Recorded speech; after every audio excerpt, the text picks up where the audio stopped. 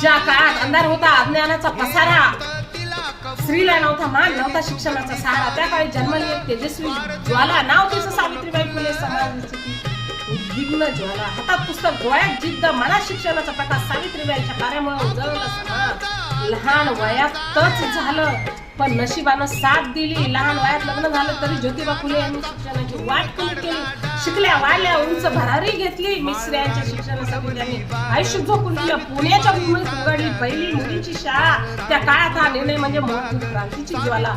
मार्ग नव्हता सोपा, समाजाने केला विरोध, केला अपमान मोठा. रस्त्यात लोकांनी टाकला चिखल, दगड, शेण, पण सावित्रीबाई म्हणाला शिक्षण थांबणार नाही, कधीच थांबणार नाही. अपमान सहन करू नये, जिद्द ठेवली कायम.